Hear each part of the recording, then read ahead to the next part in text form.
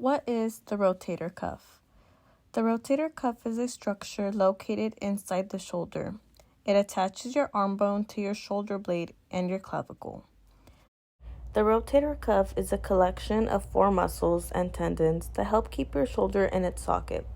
The rotator cuff is very important because it stabilizes your shoulder while you move your arm in any direction.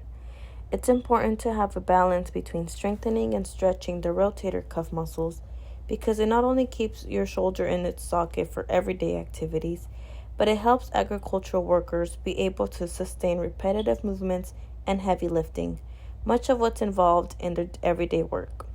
By protecting the rotator cuff, you are promoting not only shoulder stability, but also protecting nearby structures like your neck, back, and hands. You can decrease your chance of injuries, decrease pain, help with soreness, and allow yourself to safely continue working in agriculture as you age.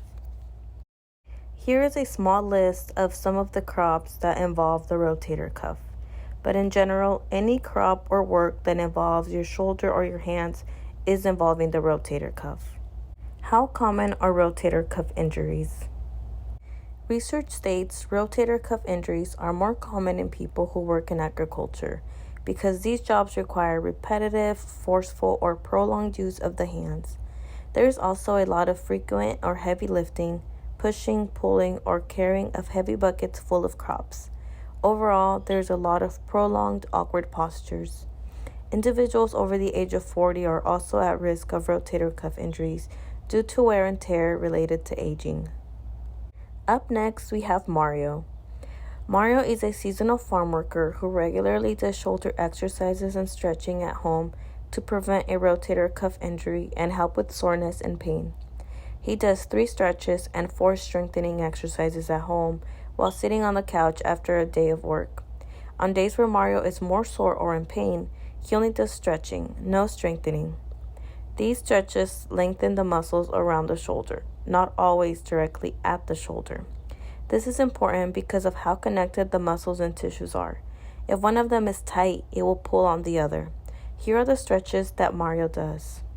Cross one arm across your chest, and with the other one, hook it with your forearm and pull until you feel a stretch in the back of your shoulder.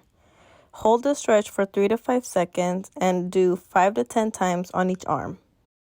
While keeping your shoulders still, you bring one ear towards your shoulder. You should feel a stretch on your neck in the opposite side. Hold the stretch for 10 to 15 seconds and switch sides every time and do 5 to 10 times on each side.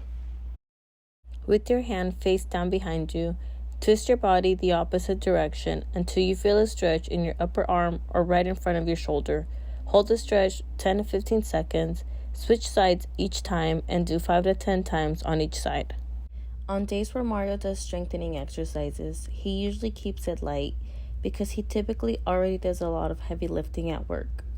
Instead, these isometric exercises focus on his form and the contraction of the muscles. Isometric exercises require little to no movement of the joint. Instead, by applying pressure in the opposite way, you are contracting the targeted muscle. This makes it safer for the general population to complete the exercises because it may not cause any pain or cause any further injury if there is one present. However, if there is pain present, stop doing the exercises. Here are the exercises that Mario does.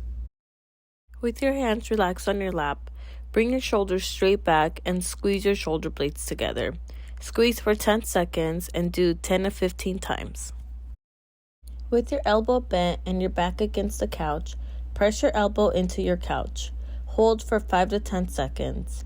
Do 10 to 12 times. Recommend to do one arm at a time. With one elbow bent close to your body and your hand in a fist, the other hand holding onto the fist from the front. Without separating your arm from the body, push your fist into the other hand. Provide equal pressure so it doesn't move. Hold for 5 to 10 seconds and do 10 to 12 times each. With one elbow bent close to your body and your hand in a fist, the other hand is open, applying pressure on your forearm as you try to bring your arm in without actually moving it. Hold for 5 to 10 seconds and do 10 to 12 times each. One elbow bent close to your body and your hand in a fist. The other hand holding onto the outside part of your forearm, applying pressure as you try to bring your arm out without actually moving it. Hold for 5 to 10 seconds and do 10 to 12 times each.